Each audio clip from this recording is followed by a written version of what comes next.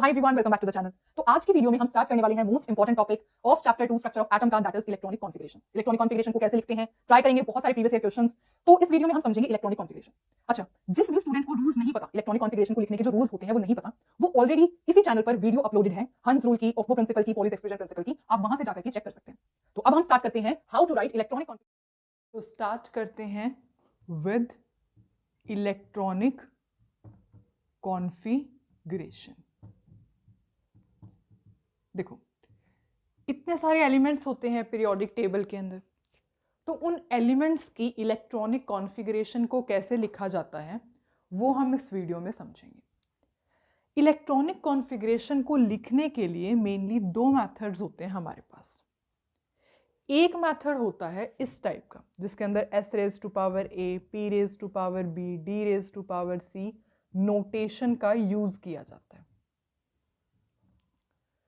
और एक मेथड होता है हमारे पास ऑर्बिटल डायग्राम। ऑर्बिटल डायग्राम, इस मेथड के अंदर हम ऑर्बिटल्स को ड्रॉ करते हैं। जैसे s के लिए एक ऑर्बिटल, p के लिए, p सबशेल के लिए 3 ऑर्बिटल्स, d सबशेल के लिए 5 orbitals and up to f subshell के लिए 7 ऑर्बिटल्स। तो ये दोनों ही मेथड्स होते हैं और हम इस वीडियो में इन दोनों मेथड्स को समझने वाले हैं कि कैसे ऑर्बिटल डायग्राम के बेसिस पे इलेक्ट्रॉनिक कॉन्फ़िगरेशन को लिखा जाता है और कैसे s raise to power a, p raise to power इस नोटेशन में लिखा जाता है। फॉर एग्जांपल, हम कोई भी सपोज मतलब हमने Fe उठा लिया। Fe क्या है? Fe का मतलब है आयरन। इसका एटॉमिक नंबर क्या होता है? Fe का एटॉमिक नंबर होता है 26। अब सपोज हमें इसको लिखना है, इसको लिखना है हमें इस नोटेशन के अंदर, तो कैसे लिखेंगे ट्राई करते हैं। देखो, ऑफ्बो प्रिंसिपल के अकॉर्डिंग हमने पढ़ा था ये रूल, जिसके अंदर ऑर्बिटल्स की फिलिंग होती है in the increasing order of the energy. तो इस तरीके से हमें इसको फिल करना है।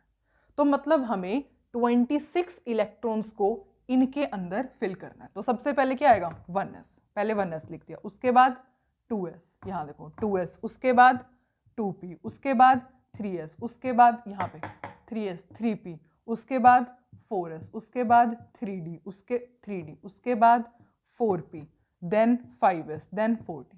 अब देखते हैं क्या इनमें इलेक्ट्रॉन्स आ जाएंगे। देखो, आपको पता है s ऑर्बिटल के एक ऑर्बिटल में 2 ही इलेक्ट्रॉन आ सकते हैं, तो यहाँ पे 2 फिल कर दिए, यहाँ पे भी 2 आ सकते हैं, 2 फिल कर दिए। p सबशेल के अंदर देखो, s के अंदर मैक्सिमम 2 इलेक्ट्रॉन्स आ सकते हैं, p के अंदर मैक्सिमम 6 इलेक्ट्रॉन आ सकते हैं, d के अंदर मैक्सिमम 10 इलेक्ट्रॉन आ सकते हैं और f के अंदर मैक्सिमम 14 इलेक्ट्रॉन्स आ सकती हैं। तो p के अंदर कितने फिल कर दिए? 6 फिल कर दिए। 3 के अंदर, s के अंदर 2, p के अंदर कितने आ सकते हैं? मैक्सिमम 6, s के अंदर कितने आ सकते हैं? मैक्सिमम 2। अब चेक करना, 2 + 2 4, 4 + 6 10, यहाँ तक 10 फिल हो गए। यहाँ पे 2 + 6 8, 8 + 2 10, यहाँ पे 10 फिल हो गए। मतलब 20 इलेक्ट्रॉन्स की फिलिंग आप कर चुके हो। नेक्स्ट क्या है? 26 की करनी है। कितने बच गए? 6 और बच गए। डी के अंदर मैक्सिमम इलेक्ट्रॉन्स कितने आ सकते हैं? 10, पर हमारे पास कितने बचे हैं? 6, तो हमने यहाँ पर 6 डाल दिए।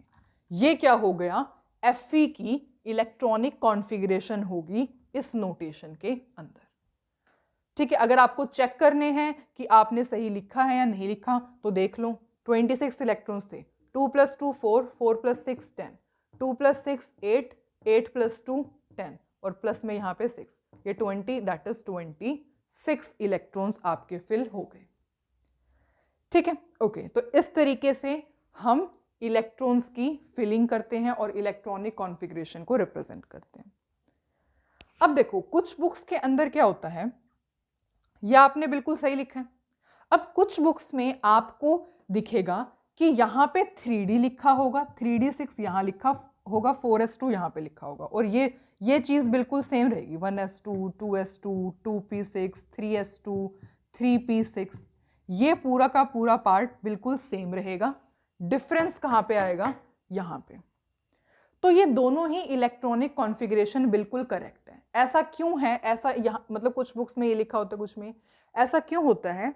बिकॉज देखो, हमने पढ़ा था कि यहाँ पर सपोज न्यूक्लियस है तो ये कौन सा है, n is equals to 1 energy level, ये कौन सा है, n इज इक्वल्स टू 2, ये कौन सा है, n इज इक्वल्स टू 3, ये कौन सा लेवल है, n इज इक्वल्स टू 4। तो मतलब जो 4th एनर्जी लेवल है वो आउटर मोस्ट में प्रेजेंट है ना, इस वजह से यहाँ पर 4s कई बुक्स में आपको यहाँ 3D के बाद लिखा हुआ मिलता है। ठीक है, तो इस वजह से कुछ बुक्स के अंदर आपको इस तरीके से भी दिख सकता है, और वैसे मतलब दोनों ही बिल्कुल करेक्ट हैं, ऐसे लिख लो या फिर ऐसे लिख लो। क्लियर? अच्छा, अब एक बात क्या होती है इसके अंदर, जो ये 4s2 है यहाँ पे हम लिखते हैं ये क्या हो गया n। ठीक है, ये जो मतलब 4 है ना क्वांटम नंबर, n यहाँ पर 4 है तो ये लास्ट एनर्जी लेवल के अंदर बात चल रही है। यहाँ पे क्या है, ये क्वांटम नंबर 3 3 3, तो देयरफॉर यहाँ पे क्या है n-1। यहाँ पे क्या है 2 2 है ना, यहाँ पे क्या है 2 और 2 है, तो इसको हम क्या कह देंगे n-2। कैसे कहा हमने, ये देखो यहाँ पे n की वैल्यू क्या है 4 है तो ये 4 है, यहाँ पे 3 है, n-1 4 -1 3, तो यहाँ पे 3 नंबर है, 3 क्वांटम नंबर्स हैं। यहाँ पे देखो n-2, यहाँ पे n 4 है ना, यहाँ पे 4 - 2 का मतलब 2, तो देयरफॉर इस शेल में 2 है। तो ये होता क्या है, n का क्या मतलब है, ये जो होता है आपका बिल्कुल आउटर मोस्ट शेल होता है, this is outer most shell, या फिर इसको हम अल्टीमेट शेल भी कहते हैं, also known as ultimate shell. यहां पर आपके वैलेंस इलेक्ट्रॉन्स प्रेजेंट होते हैं। ठीक है, ये क्या होता है, इसको वैलेंस शेल कह लो, अल्टीमेट शेल कह लो, या फिर आउटर मोस्ट शेल कह लो। यहां पर आपके वैलेंस इलेक्ट्रॉन्स प्रेजेंट होते हैं, जो सबसे आउटर मतलब ये जो क्वांटम नंबर जिसका सबसे बड़ा, वो सबसे जो है उसमें आउटर मोस्ट शेल होता है। अच्छा, यहां पर क्या है, यहां पर आओगे तो इसको हम कहते हैं penultimate shell, this is known as penultimate shell, penultimate shell. और ये जो n-2 होता है इसको हम कहते हैं pre penultimate shell, this is known as pre penultimate shell. ठीक है, तो outer most shell, penultimate shell, pre penultimate shell का मतलब समझ में आया? ठीक है, तो n का मतलब आउटर मोस्ट, तो सबसे ज्यादा इस इलेक्ट्रॉनिक कॉन्फ़िगरेशन की अगर बात की जाएगी तो this is the outer most shell, ultimate shell या फिर वैलेंस शेल। तो इस नोटेशन के अंदर हम इलेक्ट्रॉनिक कॉन्फ़िगरेशन को ऐसे लिखते हैं। ठीक है, ओके। तो अब हमने ऑर्बिटल डायग्राम तो पढ़ा ही नहीं, तो अब हम क्या करने वाले हैं, हम एटॉमिक नंबर 1 से स्टार्टिंग करने वाले हैं, और उसके बाद हम देखते चलेंगे कि कैसे ऑर्बिटल डायग्राम को रिप्रेजेंट करना है और कैसे एस पी डी एफ इन सब में नोटेशन को रिप्रेजेंट करना है। ठीक है, तो देखो सबसे पहले एटॉमिक नंबर 1 से स्टार्ट करते हैं। 1 2 2 3 4 5 6 7 8 9 एंड देन 10। ठीक है, क्या कहाँ से स्टार्टिंग होती है, hydrogen, helium, lithium, beryllium, boron, carbon, nitrogen, oxygen, fluorine and then यहाँ पे आएगा न्यून। अब देखो हाइड्रोजन के पास, हाइड्रोजन का एटॉमिक नंबर 1, कितने इलेक्ट्रॉन्स है, एक ही इलेक्ट्रॉन है, सबसे पहले इसकी फिलिंग होगी, देयरफॉर इसको कैसे लिखा जाएगा 1s1। और इसको अगर आप ऑर्बिटल डायग्राम में रिप्रेजेंट करना चाहते हो तो कैसे करोगे, ये आपने बनाई 1s, इसके अंदर एक इलेक्ट्रॉन डाल दिया। हीलियम का देखें, हीलियम का एटॉमिक नंबर 2, मतलब कि 2 इलेक्ट्रॉन्स हैं, सबसे पहले किस कौन फिल होगा 1s, तो 1s2। और ऑर्बिटल डायग्राम में देखोगे तो 1s के अंदर 2 इलेक्ट्रॉन्स आ सकते हैं, तो ये हीलियम हो गया। अब लिथियम का एटॉमिक नंबर 3, मतलब कि टोटल कितने इलेक्ट्रॉन्स हैं, 3 इलेक्ट्रॉन्स हैं, टोटल 3 इलेक्ट्रॉन्स हैं। कैसे, सबसे पहले कौन फिल होगा 1s, 1s के अंदर मैक्सिमम कितने इलेक्ट्रॉन्स डाल सकते हो 2 डाल दिए, पर अब एक इलेक्ट्रॉन और बचा है जो कि नेक्स्ट क्या है 2s, इसके अंदर एक इलेक्ट्रॉन आ सकता है, बिल्कुल, तो ये क्या हो जाएगा 1s2 2s1। इसको कैसे रिप्रेजेंट कर सकते हो आप ऑर्बिटल डायग्राम में, ये 1s, ये 2s, यहाँ पे 2 इलेक्ट्रॉन, यहाँ पर 1 इलेक्ट्रॉन। ठीक है, ओके, इसको रब करते हैं अब हम। बेरिलियम, बेरिलियम का एटॉमिक नंबर 4, अब 4 इलेक्ट्रॉन्स की फिलिंग करनी है। सबसे पहले 1s फिल होता है, 1s के अंदर मैक्सिमम कितने इलेक्ट्रॉन्स आ सकते हैं, 2 लगा दिया। उसके बाद 2s फिल होता है, s के अंदर मैक्सिमम 2 इलेक्ट्रॉन आ सकते हैं, लगा दिए। तो ये क्या हो जाएगा, 1s2 2s2। Next boron, boron का एटॉमिक नंबर 5, कितने इलेक्ट्रॉन्स फिल करने हैं, 5 इलेक्ट्रॉन्स फिल करने हैं। करते हैं स्टार्ट। सबसे पहले कौन फिल होएगा, 1s, उसके बाद 2s, उसके बाद 2p। s के अंदर मैक्सिमम कितने इलेक्ट्रॉन आ सकते हैं, 2, डाल दिए। s के अंदर मैक्सिमम 2 इलेक्ट्रॉन आ सकते हैं, डाल दिए। 2 + 2 4 ही इलेक्ट्रॉन्स हुए, एक इलेक्ट्रॉन अभी रहता है यहाँ पे, तो 2p के अंदर एक इलेक्ट्रॉन डाल दिया, बन गई बोरोन की electronic configuration. Next carbon, carbon का देखते हैं। सबसे पहले 1s, उसके बाद 2s, उसके बाद 2p। s के अंदर मैक्सिमम 2 इलेक्ट्रॉन आ सकते हैं, डाल दिए। अगेन s के अंदर मैक्सिमम 2 इलेक्ट्रॉन आ सकते हैं, डाल दिए। 2 + 2 अब 4 ही इलेक्ट्रॉन्स हुए, 2 इलेक्ट्रॉन्स और रहते हैं यहाँ पे, कहाँ डाल दो, यहाँ पे डाल दो। तो ये कैसे हो जाएगा, देखो इसकी ऐसे बनेगी 1s।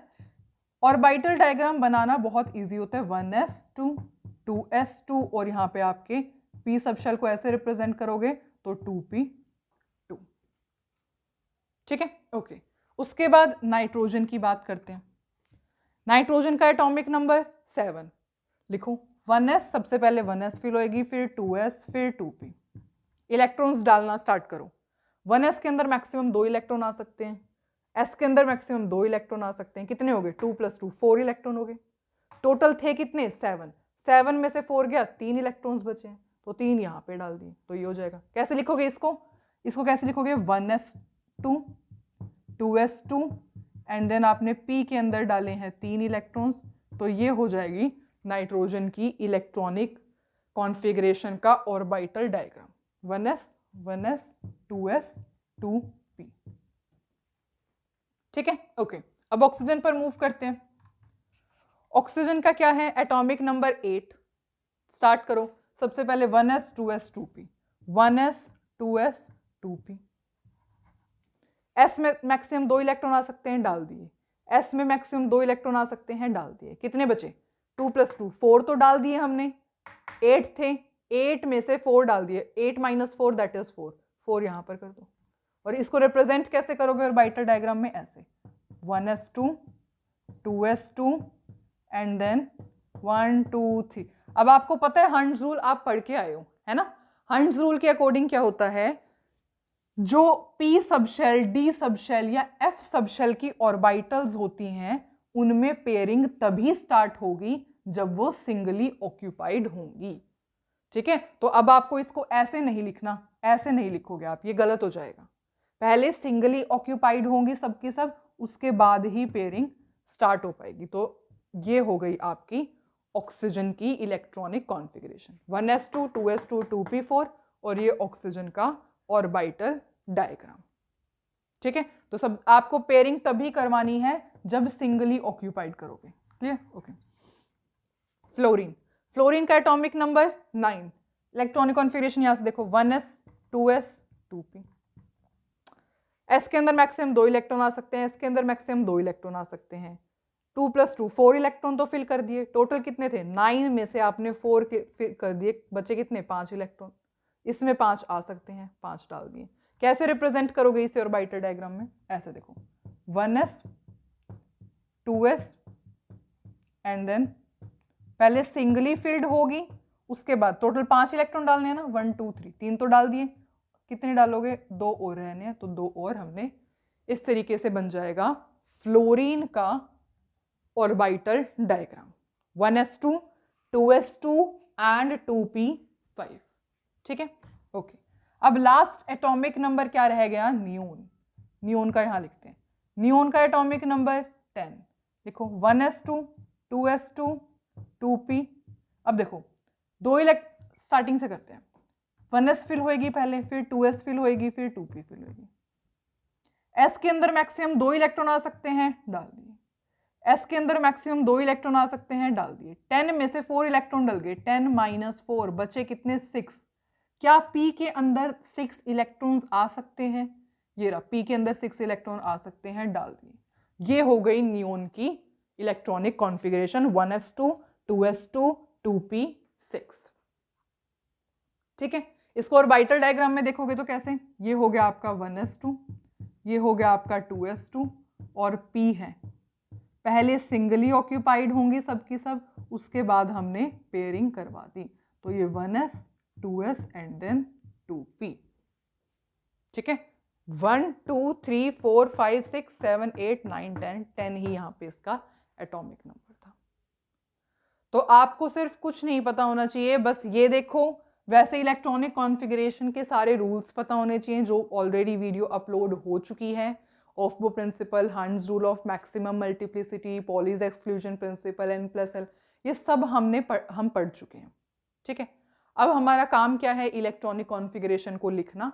तो आपको एक तो ये पता होना चाहिए उसके लिए, और ये कितने मैक्सिमम इलेक्ट्रॉन्स किस सब शेल में आ सकते हैं। तो अभी हमने कंप्लीट किए 10 एटॉमिक नंबर्स की इलेक्ट्रॉनिक कॉन्फ़िगरेशन। अब हम चलते हैं आगे।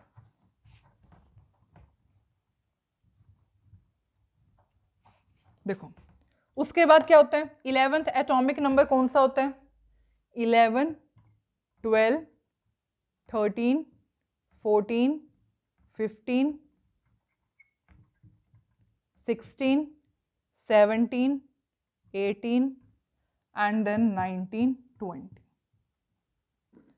Sodium, magnesium, aluminium, silicon, phosphorus, sulphur, chlorine, argon, potassium and then calcium, ये हो गए हमारे बाकी के 11 से 20 तक एटॉमिक नंबर्स।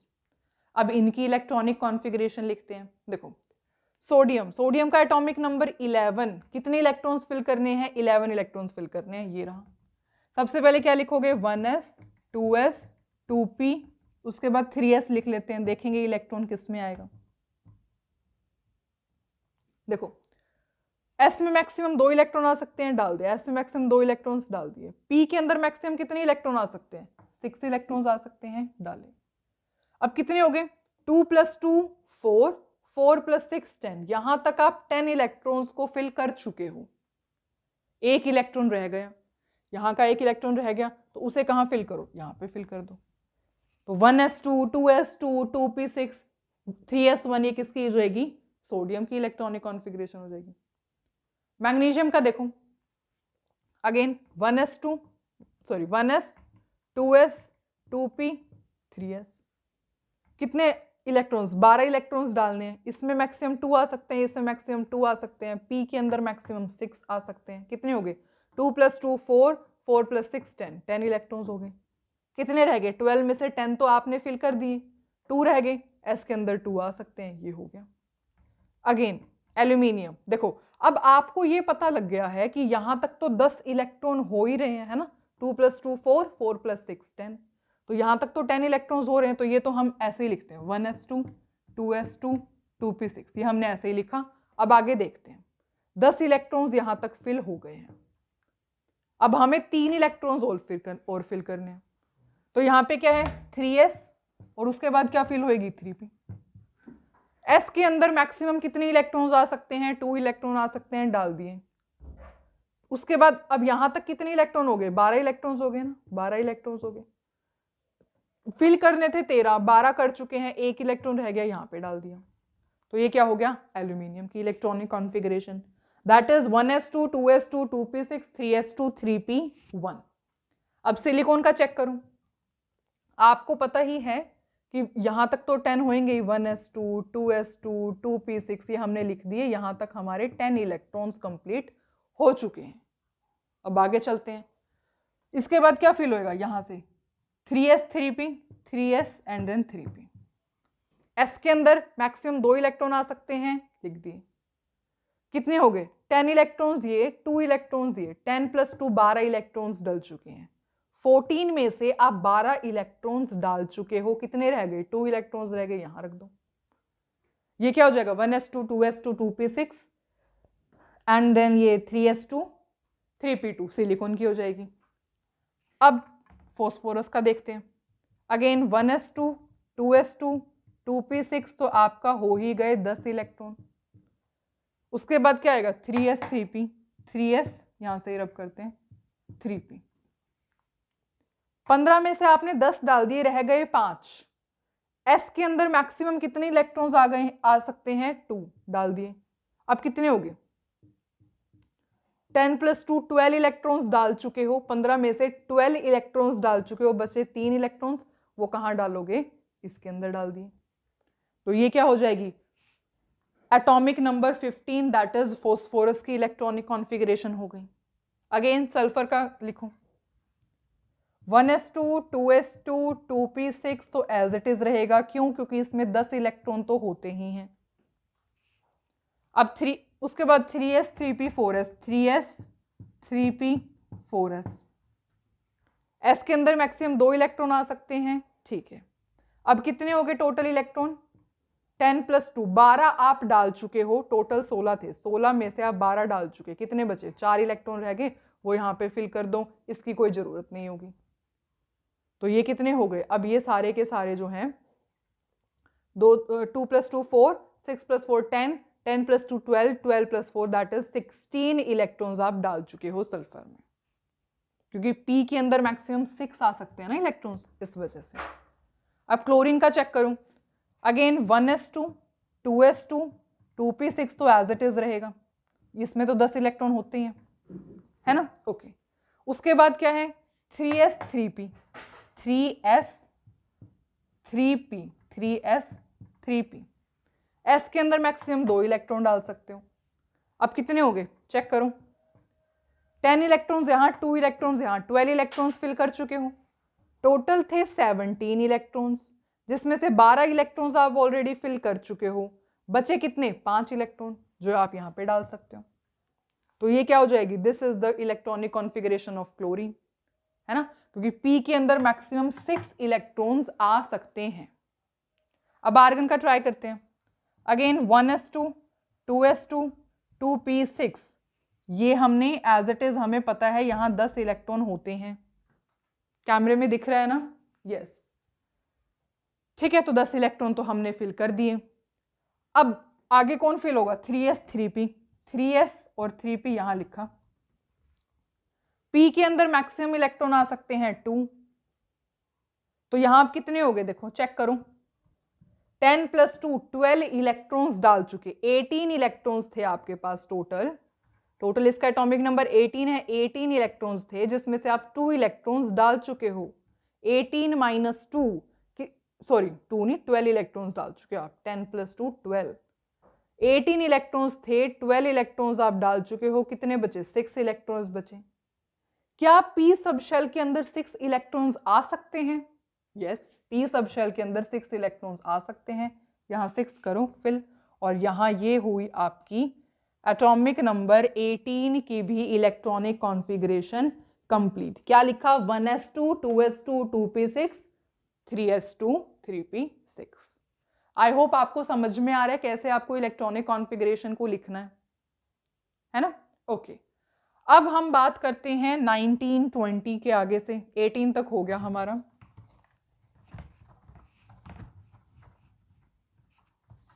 अब हम आगे वाले एलिमेंट्स की इलेक्ट्रॉनिक कॉन्फ़िगरेशन को लिखते हैं।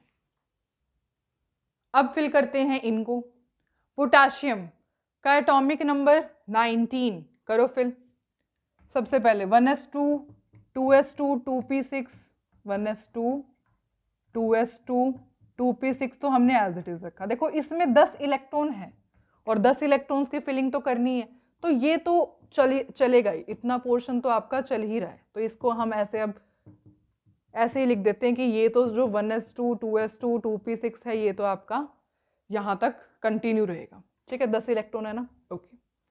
उसके बाद 3s 3p 3s and then 3p, s के अंदर मैक्सिमम 2 इलेक्ट्रॉन आ सकते हैं, फिल कर दिए।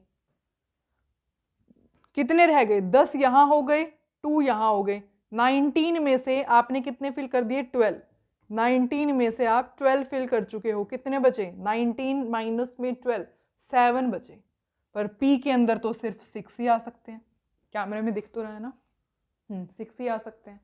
अब कितने बचे 6 भी फिल हो गए, मतलब एक बचा, तो एक के लिए आप क्या उठाओगे फिर 4s उठाओगे, यहाँ क्या लिखोगे 4s1। ठीक है, ओके। अब ये देखते हैं 10 इलेक्ट्रॉन्स तो यहाँ पे फिल हो ही गए, ओके। उसके बाद 3s 3p 4s, s में मैक्सिमम 2 इलेक्ट्रॉन आ सकते हैं, p के अंदर मैक्सिमम इलेक्ट्रॉन्स आ सकते हैं आपके 6। चेक करना, 10 इलेक्ट्रॉन ये हो गए, 2 इलेक्ट्रॉन ये हो गए, 6 इलेक्ट्रॉन ये हो गए, 10 + 2 12, 12 + 6 दैट इज 18 इलेक्ट्रॉन्स डाल चुके हो आप। 18 इलेक्ट्रॉन्स, कितने रह गए हैं? 20 फिल करने थे, 18 डाल चुके हो, कितने रह गए? 2, तो यहां पर आ गए। तो इस तरीके से आपने कैल्शियम तक पूरी इलेक्ट्रॉनिक कॉन्फ़िगरेशन कैसे लिखते हैं आपने सीखा। ओके, ठीक है। अब हम इसको रब करते हैं to make more space on the board and start करते हैं स्कैंडियम के साथ। अब देखो ये है ना 1s2 2s2 2p6, इसमें 10 इलेक्ट्रॉन तो आपके आएंगे ही आएंगे। ओके, करते हैं स्टार्ट यहां से। 3s 3p 4s 3d, 3s 3p 4s 3d, इसमें आ सकते हैं मैक्सिमम 2, इसमें 6, इसमें 2। अब देखना 10 इलेक्ट्रॉन्स, 10 + 2 12, 12 + 6 18, यहां पर 20 कंप्लीट हो गए आपके, 20 इलेक्ट्रॉन्स, 20 इलेक्ट्रॉन्स कंप्लीट हो गए। तो 3d में कितने आएंगे? That is 1। 3d में यहां पर कितने आएंगे? 3d में आपके पास आएंगे electron 1। Is it clear? Okay. उसके बाद 22 है, 22 के अंदर 20 इलेक्ट्रॉन तो आपको चाहिए ही, तो ये सारा तो एज इट इज रहेगा।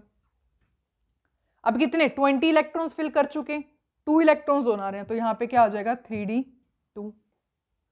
अब इसका 23 है, तो ये तो पूरा का पूरा एज इट इज आएगा, 20 इलेक्ट्रॉन्स तक का तो ऐसे ही लिखोगे, तो 20 इलेक्ट्रॉन्स तो फिल हो गए। उसके बाद 3d के अंदर आपने 20 इलेक्ट्रॉन्स फिल कर चुके, 3 इलेक्ट्रॉन्स रहते हैं, यहां पे 3 डाल दो। अगेन Cr है, Cr क्रोमियम के अंदर आपने ये 20 इलेक्ट्रॉन्स फिल कर दिए, ठीक है।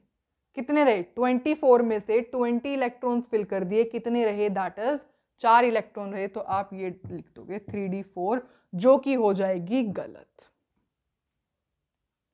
बिल्कुल गलत है क्रोमियम की इलेक्ट्रॉनिक कॉन्फ़िगरेशन जो आपने लिखी है। और ऐसा क्यों है, अब हम इसी पर बात करते हैं। देखो क्रोमियम, किसका केस चल रहा है? क्रोमियम का केस चल रहा है। तो 24 एटॉमिक नंबर उठाते हैं क्रोमियम। आपने इलेक्ट्रॉनिक कॉन्फ़िगरेशन क्या लिखी है? आपने लिखी है 1s2 2s2 2p6 2p6, जिसमें आपने 10 इलेक्ट्रॉन फिल कर दिए। 3s 3p 4s 3s 3p 4s, इसके अंदर 2 आ सकते हैं, इसमें 6, इसमें 2, यहां पर आपने 10 इलेक्ट्रॉन फिल कर दिए। उसके बाद आप उठा रहे हो 3d को, 3d में आपने कहे 4 इलेक्ट्रॉन्स, तो यहाँ 4 इलेक्ट्रॉन हो गए टोटल 10 + 10 20, 20 + 4 24 इलेक्ट्रॉन्स। अब क्वेश्चन ये आता है कि why this representation is wrong, इसकी इलेक्ट्रॉनिक कॉन्फ़िगरेशन ये क्यों नहीं होती है क्रोमियम की। तो अगर आप देखोगे तो एटॉमिक नंबर 1 से 30 तक आपकी 2 एक्सेप्शन आएगी, that is chromium and copper. ये आपकी 2 एक्सेप्शंस रहेंगी एटॉमिक नंबर 1 से लेकर के 30 तक। और ऐसा क्यों है? ऐसा इसलिए होता है क्योंकि जो हाफ फिल्ड हैं और जो कंप्लीटली फिल्ड होती है ना, कंप्लीटली फिल्ड ऑर्बिटल्स, उनकी एक्स्ट्रा स्टेबिलिटी होती है, दे पोजेस एक्स्ट्रा स्टेबिलिटी, उनकी एक्स्ट्रा स्टेबिलिटी होती है। अच्छा, एक्चुअली होता क्या है इसकी, अगर आप देखोगे इलेक्ट्रॉनिक कॉन्फ़िगरेशन, तो लास्ट का अगर आप उठाओगे तो आप देख रहे हो 4s2 3d4 है, 4s2 3d4 है। इसका मतलब क्या है? 4s के अंदर आपके पास हैं 2 इलेक्ट्रॉन्स और 1 2 3 4, 1 2 3 4, मतलब आपने क्रोमियम के अकॉर्डिंग अभी ये लिखा है, ये लिखा है ना आपने क्रोमियम के अकॉर्डिंग, ओके। तो अब होता क्या है, ये जो इलेक्ट्रॉन होता है ये मूव करके यहां चला जाता है और उसके बाद क्या बन जाता है, इट बिकम्स, इसके पास एक इलेक्ट्रॉन आ जाता है और इसके पास जो है हाफ फिल्ड ऑर्बिटल्स हो जाती हैं कंप्लीटली, है ना। देखो आपको पता है डी के अंदर मैक्सिमम, मतलब डी के अंदर मैक्सिमम 10 इलेक्ट्रॉन आ सकते हैं, हाफ करोगे तो मैक्सिमम 5 इलेक्ट्रॉन आ सकते हैं, तो डी के अंदर हाफ फील्ड, ये कंप्लीटली हाफ फील्ड है ना। तो जो हाफ फील्ड होती हैं और जो कंप्लीटली फिल्ड ऑर्बिटल्स होती हैं उनकी एक्स्ट्रा स्टेबिलिटी होती है। अब इसकी एक्स्ट्रा स्टेबिलिटी क्या क्यों है, इसमें ऐसा क्या प्रॉब्लम है, why it is not stable, ये स्टेबल क्यों नहीं है, ये ज्यादा स्टेबल क्यों है। इसके दो रीजन होते हैं। अभी आप छोड़ो Mn कॉपर जिंक, आप छोड़ोगे, इसके बाद में देखेंगे। इसके दो रीजन होते हैं। सबसे पहला रीजन होता है सिमेट्रिकल डिस्ट्रीब्यूशन,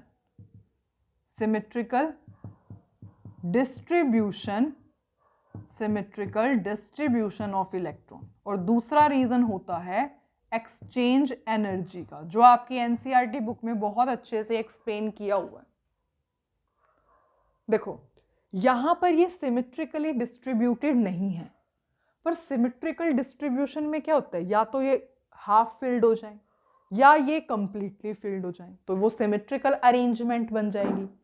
तो सिमेट्रिकल अरेंजमेंट की वजह से क्या होता है, सिमेट्रिकल डिस्ट्रीब्यूशन ऑफ इलेक्ट्रॉन्स की वजह से शील्डिंग जो होती है ना इलेक्ट्रॉन्स की, वो कम हो जाती है। Shielding of electron is less. Shielding का मतलब इलेक्ट्रॉन्स एक दूसरे को कम प्रोटेक्ट करते हैं। जैसे ये न्यूक्लियस होता है ना, ये इलेक्ट्रॉन्स है, तो ये होता क्या है, ये जो अंदर वाले इलेक्ट्रॉन्स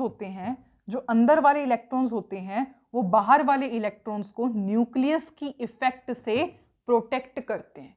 इसको क्या कहते हैं हम, शील्डिंग कहते हैं। ठीक है, तो जैसे सिमेट्रिकल डिस्ट्रीब्यूशन हो जाता है तो यहां पर क्या हो जाता है, सिमेट्रिकल डिस्ट्रीब्यूशन होने की वजह से ये अच्छी तरह से प्रोटेक्ट नहीं कर पाते, तो इसका मतलब क्या है, अट्रैक्शन ज्यादा हो जाती है। Attraction of electron and nucleus increase हो जाती है। Attraction of electron and nucleus increase हो जाती है, देयरफॉर इसमें ज्यादा स्टेबिलिटी आ जाती है। ठीक है, तो एक तो ये रीजन होता है कि why half filled and completely filled orbitals are extra stable than these. और एक रीजन होता है एक्सचेंज एनर्जी का। एक्सचेंज एनर्जी का क्या मतलब होता है, एनर्जी जो रिलीज होती है ड्यू टू एक्सचेंजेस। देखो एक बात है, यहां पे ये हाफ फिल्ड है, तो ये क्या, इसके पास, इस इलेक्ट्रॉन के पास 5 एक्सचेंज हो सकता है ना, यहां पर भी जा सकता है, यहां पर भी जा सकता है, यहां पर इतने सारे हो सकते हैं एक्सचेंजेस। अच्छा, अगर मैं इसको इतना फिल कर दूं, अगर सपोज मैंने इसको इतना फिल कर दिया, तो ये इलेक्ट्रॉन कहां जा, किस को एक्सचेंज कर सकता है, एक तो इसको कर सकता है, एक इसको कर सकता है। तो नंबर ऑफ एक्सचेंजेस यहां पर ज्यादा है ना, नंबर ऑफ एक्सचेंजेस यहां पर ज्यादा है, यहां पर कम है। यहां पे तो 5 एक दूसरे को एक्सचेंज कर सकते हैं इलेक्ट्रॉन, यहां पे 3 ही इलेक्ट्रॉन एक दूसरे को एक्सचेंज कर सकते हैं। और जितने ज्यादा एक्सचेंजेस होते हैं उतनी ही ज्यादा एक्सचेंज एनर्जी रिलीज होती है, energy released due to exchanges. ठीक है, तो जितने ज्यादा एक्सचेंजेस होंगे उतना ही ज्यादा amount of the energy release होगी, और जितनी अमाउंट ऑफ एनर्जी रिलीज होगी उतनी ही ज्यादा half filled and completely filled orbitals में स्टेबिलिटी आएगी। तो ये दोनों रीजन होते हैं, half filled and completely filled orbitals have extra stability. ठीक है, तो अगर आप बात करोगे कि एटॉमिक नंबर 1 से लेकर के 30 तक की बात करोगे, तो क्रोमियम एंड कॉपर की इलेक्ट्रॉनिक कॉन्फ़िगरेशन में एक्सेप्शन केस आता है। और क्यों आता है, क्योंकि इन दोनों की ही एक्स्ट्रा स्टेबिलिटी हो जाती है half filled and completely filled orbitals होने की वजह से। इतना समझ में आया आपको, इज इट क्लियर? ओके, तो अब आप क्रोमियम की इलेक्ट्रॉनिक कॉन्फ़िगरेशन ये ना लिख करके क्या लिखोगे, ये दैट इज 4s1 3d5। तो यहाँ पे आप लिखोगे 4s1 3d5. Is it clear? Because it is the exceptional case due to extra stability of half-filled orbitals. अब 24 हो गया, ठीक है. अब हम थे 25 पे. 25 दैट इज Mn. स्टार्ट करते हैं. Mn का एटॉमिक नंबर 25. तो देखते हैं, देखो 1s2 2s2 2p6. यहाँ तक 10 इलेक्ट्रॉन फिल हो गए, ठीक है. उसके बाद 3s 3p 4s 3s 3p 4s 2 6 2. यहाँ पर भी 10 इलेक्ट्रॉन फिल हो गए. 5 इलेक्ट्रॉन्स और रह गए. 5 इलेक्ट्रॉन्स और रह गए, वो यहाँ पे डाल दो. 3d है 3d5. यहाँ पे हो गए आपके 5 इलेक्ट्रॉन्स. तो Mn की इलेक्ट्रॉनिक कॉन्फ़िगरेशन क्या बनी? Mn की इलेक्ट्रॉनिक कॉन्फ़िगरेशन बनी 1s2 2s2 2p6 3s2 3p6 4s2 3d5. Again उसके बाद Fe की लिखनी है. वैसे तो हम लिख चुके हैं, पर चलो आयरन की लिखते हैं. 20 इलेक्ट्रॉन तो यहाँ तक हो ही जाएंगे. तो यहाँ तक जो है आप बिल्कुल एज इट इज लिखोगे. यहाँ तक 20 इलेक्ट्रॉन यहाँ तक हो गए, तो यहाँ तक तो एज इट इज आएगा. अब रह गए 6 इलेक्ट्रॉन. उसके बाद किसकी फिलिंग हुई? 4s के बाद 3d आता है. 3d और उसके बाद क्या आता है? 4p आता है. तो 20 इलेक्ट्रॉन्स तो यहाँ तक फिल हो गए हैं.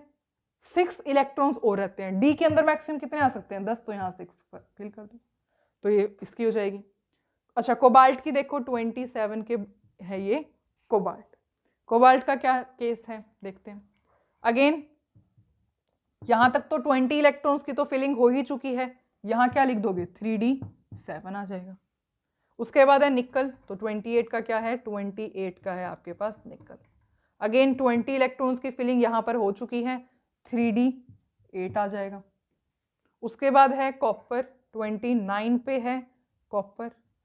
अब आप क्या लिखोगे? आप यही इलेक्ट्रॉनिक कॉन्फ़िगरेशन लिखोगे. यहाँ पे क्या देखो, ऐसे लिखोगे ना, 1s2 2s2 2p6 3s2 3p6 4s2 3d9. और ये हो जाएगी आपकी गलत. कॉपर के लिए ये गलत है. गलत क्यों है ये कॉपर के लिए? इस वजह से क्योंकि कॉपर यहाँ पर एक एक्सेप्शनल केस है. ट्राई करके देख लो अगर आपको कोई भी डाउट है तो. लास्ट का देखो 4s2 3d9 है. आपने लिखा यहाँ पे 4s2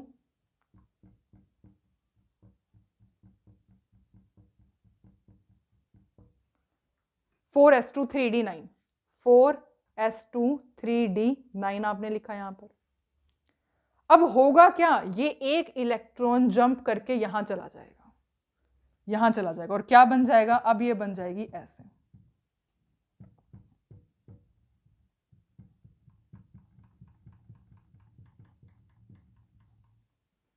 अब आपका क्वेश्चन ये नहीं होना चाहिए कि ये इलेक्ट्रॉन जंप करके यहां क्यों बना है और ये इलेक्ट्रॉनिक कॉन्फ़िगरेशन ऐसी क्यों हुई. आपको पता है half filled and completely filled orbitals की एक्स्ट्रा स्टेबिलिटी होती है इस वजह से. तो अब इसकी इलेक्ट्रॉनिक कॉन्फ़िगरेशन क्या होगी? 4s1 3d10. अब ये पूरी फिल हो चुकी है जिस वजह से इसकी एक्स्ट्रा स्टेबिलिटी है. तो इसकी इलेक्ट्रॉनिक कॉन्फ़िगरेशन कॉपर की आप ये ना लिख करके क्या लिखोगे? दैट इज, यहां पर इसको रब करो 4s1 3d10. अब ये बिल्कुल सही है. ठीक है. तो आपको ध्यान रखना है एटॉमिक नंबर 1 से लेकर के 30 तक कौन से दो एक्सेप्शनल केसेस हैं? Chromium and copper. And I guess आपको रीजन इनका पता लग गया. अब लास्ट में क्या रह रहा है? जिंक रह रहा है. उसको भी कंप्लीट करो. 30th एटॉमिक नंबर आपका जिंक का है. कंप्लीट करके लिखो. यहां तक देखो अगेन 1s2 2s2 2p6 कितने इलेक्ट्रॉन्स हो गए? 10 इलेक्ट्रॉन हो गए. उसके बाद 3s 3p 4s 3s 3p 4s 2 6 2. Again 10 electron यहां पर हो गई. 10 इलेक्ट्रॉन्स की फिलिंग करनी है आपको. 3d10. यहां पे आपके हो गए 10 इलेक्ट्रॉन्स.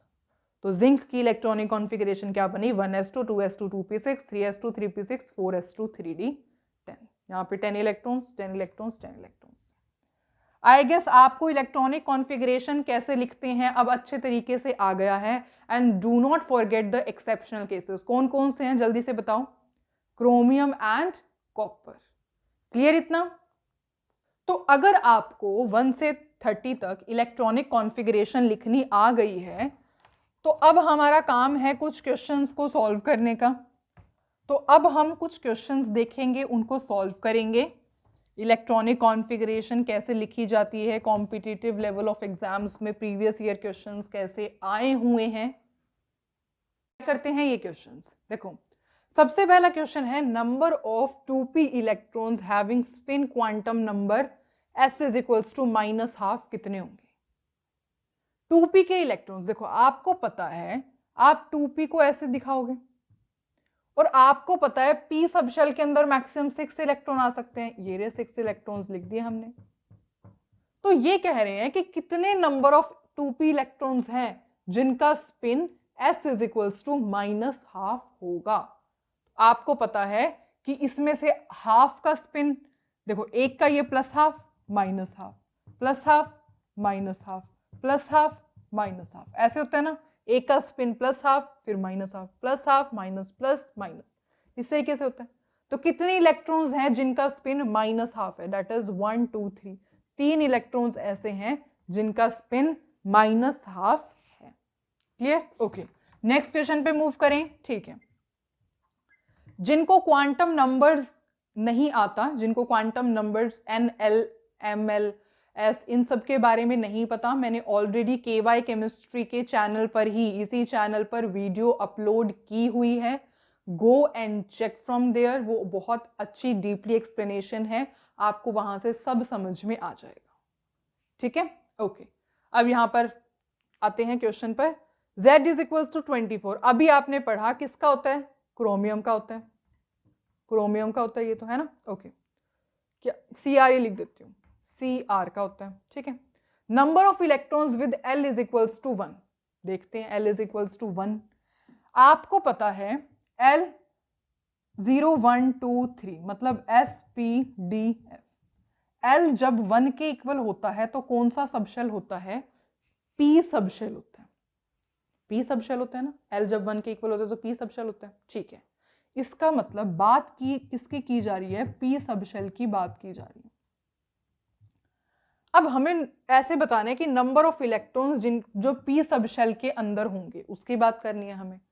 तो सबसे पहले लिखनी पड़ेगी इसकी इलेक्ट्रॉनिक कॉन्फ़िगरेशन। तो स्टार्ट हो जाऊं, that is 1s2 2s2 2p6 3s2 3p6 4s2 3d। अब देखो यहां पे क्या आएगा, 3s1 और उसके बाद यहां पे 5 है ना, क्योंकि एक्सेप्शनल केस है ना। ठीक है, अब आपको बताने हैं नंबर ऑफ इलेक्ट्रॉन्स जिनकी L की वैल्यू 1 होगी। L की वैल्यू 1 का क्या मतलब, जो P सब शेल में होंगे। तो P सब शेल के इलेक्ट्रॉन कहाँ है, एक तो ये रहे, एक ये रहे, बस बात खत्म। तो टोटल कितने इलेक्ट्रॉन्स है P सब शेल के, 6 + 6, that is the total electrons with L is equals to 1 कितने हैं, 12। L की वैल्यू 1 है, वो टोटल इलेक्ट्रॉन्स कितने हैं, 12। क्लियर? ओके, नेक्स्ट क्वेश्चन पे मूव करें। ठीक है, n is equals to 3, L is equal, देखो n की वैल्यू 3 है, L की वैल्यू 0, m की वैल्यू 0, एटॉमिक नंबर बताना है आपको, एटॉमिक नंबर बताना है। देखो अब आप एक बात देखो, L की वैल्यू 0, L अभी लिखा था ना 0 1 2 S P D, L की वैल्यू 0 का क्या मतलब है, S सबशेल, S L की वैल्यू 0 का मतलब है S सब शेल। और n की वैल्यू 3 का क्या मतलब है, मतलब लास्ट शेल जो होगा वो 3s होगा। n की वैल्यू 3, ऐसे ही होता है ना। देखो 3s का क्या मतलब होता है, ये क्या है, प्रिंसिपल क्वांटम नंबर, ये क्या रिप्रेजेंट करता है, l क्या रिप्रेजेंट करता है, शेल, सॉरी सब शेल।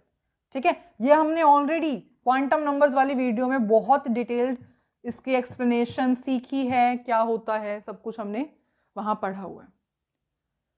तो n is equals to 3, L is equals to 0, m is equals to 0 का मतलब है लास्ट जो आपका लास्ट सबशेल है वो कौन सा है, 3s है। ठीक है, अब यहां से आप वो कर लो, इलेक्ट्रॉनिक कॉन्फ़िगरेशन निकालो, 3s तक लिखना है, मतलब यहां तक लिखना है आपको। 1s की लास्ट सबशेल कौन सा है आपके पास, 3s है, बस स्टार्ट करो, 1s 2s 2p 3s and then बस 3s ही है, लास्ट सबशेल 3s है। कितने इलेक्ट्रॉन्स आ सकते हैं? 2 2 6। तो मतलब यहां तक तो 10 इलेक्ट्रॉन आ गए। अब यहां पे या तो एक इलेक्ट्रॉन आ सकता है या 2 इलेक्ट्रॉन आ सकते हैं, है ना। अगर एक इलेक्ट्रॉन आएगा तो एटॉमिक नंबर क्या हो जाएगा? 11 हो जाएगा। अगर 2 इलेक्ट्रॉन्स आएंगे तो एटॉमिक नंबर क्या हो जाएगा? 12 हो जाएगा, है ना। तो एटॉमिक नंबर वो आप ऑप्शंस के अकॉर्डिंग टिक करोगे कि 11 है या फिर 12 है। तो इस तरीके से आपने क्वेश्चंस को अटेम्प्ट करना है। तो इलेक्ट्रॉनिक कॉन्फ़िगरेशन, क्वांटम नंबर्स, ये टॉपिक स्ट्रक्चर ऑफ एटम के चैप्टर के बहुत इंपॉर्टेंट है। अब ट्राई करते हैं ये क्वेश्चंस, ठीक है। How many unpaired electrons in Fe3 positive, कितने अनपेयर्ड इलेक्ट्रॉन्स होते हैं? इसके लिए हमें सबसे पहले तो आयरन का एटॉमिक नंबर पता होना चाहिए, उसके बाद उसके इलेक्ट्रॉनिक कॉन्फ़िगरेशन लिखनी आनी चाहिए, उसके बाद हम बता पाएंगे अनपेयर्ड इलेक्ट्रॉन्स कितने हैं। तो आयरन का एटॉमिक नंबर अब तो आपको लर्न हो ही गया होगा, 26 होता है। लिखो 1s2 2s2 2p6 3s 3s2 3p6 4s2। यहां पर आपने कंप्लीट किए अपने 20 इलेक्ट्रॉन्स, है ना। 1s2 2s2 2p6 3s2 3p6 4s2। अब कौन फिल होगा? 3d। तो यहाँ पे इसको रबी कर देती हूँ अब मैं, 3d। यहां पर आ जाएंगे आपके टोटल 6 इलेक्ट्रॉन्स, है ना, ठीक है। तो अब आपने Fe का तो लिख ली इलेक्ट्रॉनिक कॉन्फ़िगरेशन, पर Fe3 पॉजिटिव है यहाँ पे। Fe3 पॉजिटिव का क्या मतलब है? मतलब कि 3 इलेक्ट्रॉन्स यहां से लूज हुए होंगे, है ना। अब 3 इलेक्ट्रॉन्स कहां से जाएंगे? देखो मैंने आपको बताया था कि यहां पर न्यूक्लियस होता है, यहां पर ऐसे होता है ना, n is equals to 1, n is equals to 2, n is equals to 3, n is equals to 4, ऐसे होता है। तो इलेक्ट्रॉन्स आपको पता है रिमूव कहाँ से होते हैं? हमेशा आउटर मोस्ट शेल से होते हैं। अब आपको ये चेक करना पड़ेगा इसमें आउटर मोस्ट शेल कौन सा है?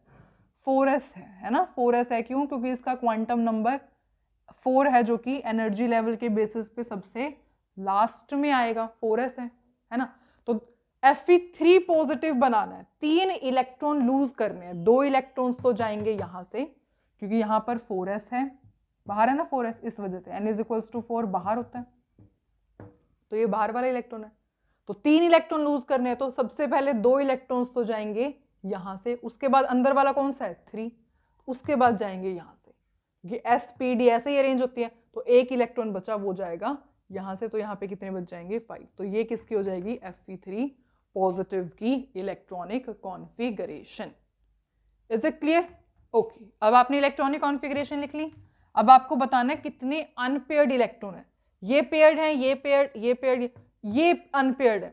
3d5 1 2 3 4 1 2 3 4 5, कितने अनपेयर्ड इलेक्ट्रॉन है? 5।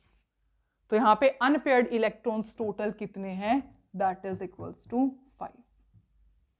इतना समझ में आया आपको? ठीक है। अब यहां पे बात की जाती है जो कि है नीट 2004 का क्वेश्चन। आपने बताना है इन दोनों में से 3d2 इलेक्ट्रॉनिक कॉन्फ़िगरेशन किसकी है? दोनों की भी हो सकती है, दोनों में से एक बताना है, मतलब किसकी है। फर्स्ट सबसे पहले पार्ट ट्राई करते हैं Mn।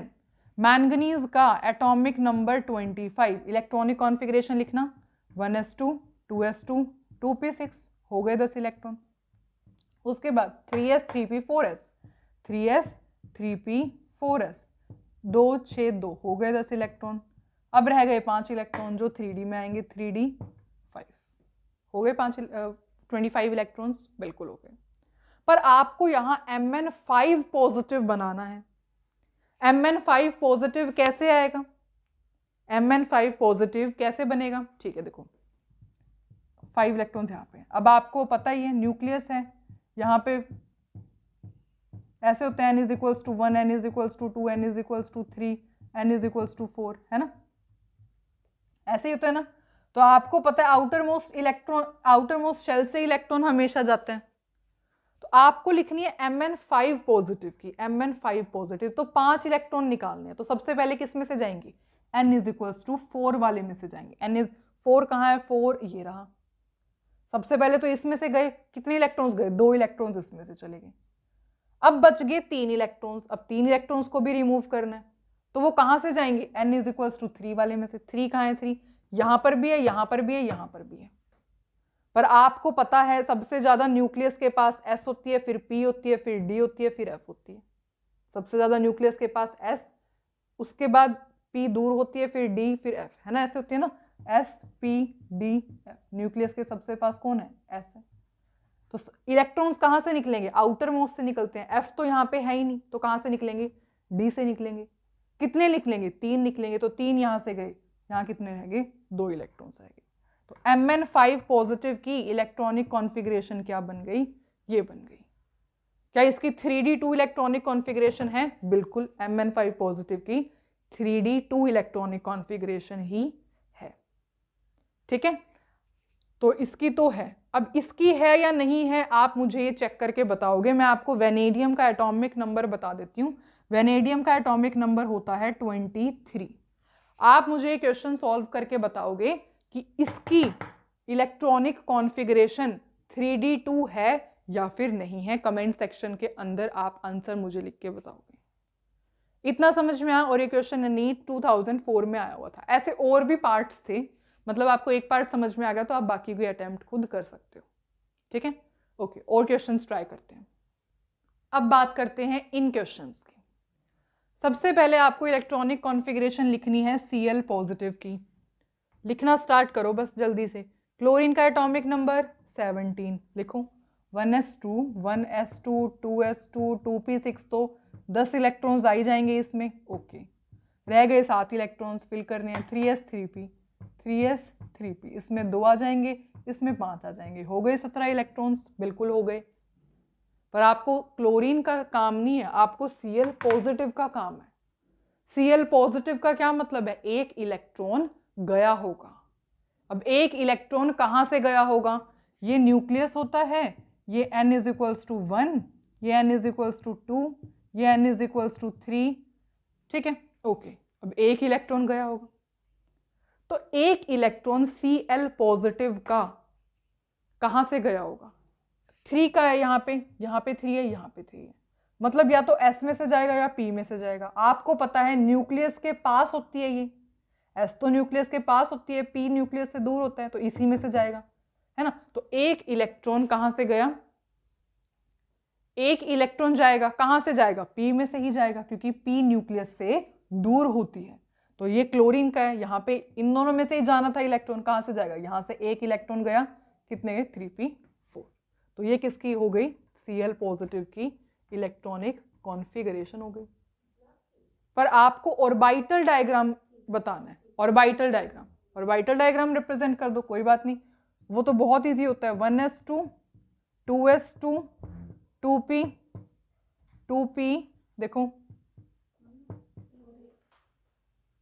2p6 फिल करो जल्दी से। 1 2 3 4 5 6 3s2 3s2 3p4।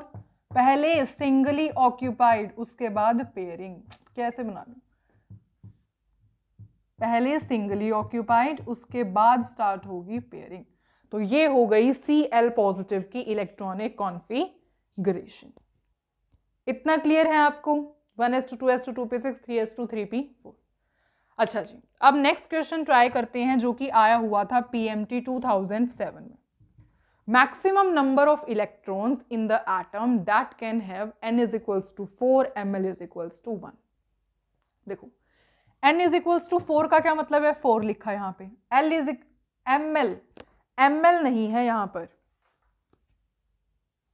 This is not ml, this is l। l = 1 का मतलब देखो, l 0 1 2 SPD, मतलब कि P। l = 1 का मतलब P, मतलब 4p है। अब आपको बताना है कि कितने नंबर ऑफ इलेक्ट्रॉन्स आ सकते हैं 4p के अंदर। तो आपको पता है P के अंदर मैक्सिमम कितने इलेक्ट्रॉन आ सकते हैं? 6 इलेक्ट्रॉन्स आ सकते हैं।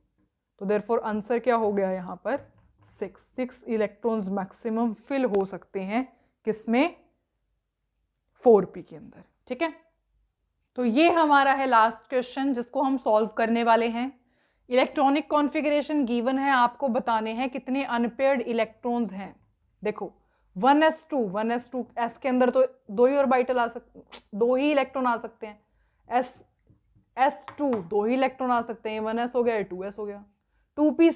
2p6 का क्या मतलब है? 1 2 3 4 5 6, इसके अंदर भी 6 इलेक्ट्रॉन आ सकते हैं। 3s2 इसके अंदर भी 2 ही इलेक्ट्रॉन आ सकते हैं। 3p2 p बनाओ 2, नहीं, यहां पे ये अनपेयर्ड इलेक्ट्रॉन्स बच गए। तो नंबर ऑफ अनपेयर्ड इलेक्ट्रॉन्स कितने हैं यहां पर? 2। These are unpaired electrons, unpaired electrons. ठीक है, ओके। अब ये नेक्स्ट क्वेश्चन है जो कि आपके JEE 2008 में आया हुआ था। आपको बताना है ये इलेक्ट्रॉनिक कॉन्फ़िगरेशन किसकी है, मेटलिक कैटायन की है या नॉन मेटल एनायन की है। तो ये क्वेश्चन आप खुद सॉल्व करोगे और मुझे इसका आंसर कमेंट सेक्शन में लिख करके बताओगे। ठीक है, तो यहां पर हमने इलेक्ट्रॉनिक कॉन्फ़िगरेशन का हर एक कंसेप्ट कवर कर लिया है। ठीक है, 1 से लेकर के 30 तक इलेक्ट्रॉनिक कॉन्फ़िगरेशन सीखी, उसके बाद बहुत सारे क्वेश्चंस प्रैक्टिस किए, राइट। आई होप आपको इलेक्ट्रॉनिक कॉन्फ़िगरेशन कैसे लिखी जाती है बिल्कुल अच्छे से समझ में आ चुका है। और जो मैंने आपको 2 क्वेश्चंस होमवर्क में दिए हैं वो आप ज़रूर ट्राई करना। तो अब मेरी तरफ से स्ट्रक्चर ऑफ एटम चैप्टर पूरे तरीके से कंप्लीट हो चुका है। आई गेस आपने सारी वीडियोस देखी हैं अच्छे से। ठीक है, अब हम मिलेंगे नेक्स्ट वीडियो में with the next chapter, and till then take care.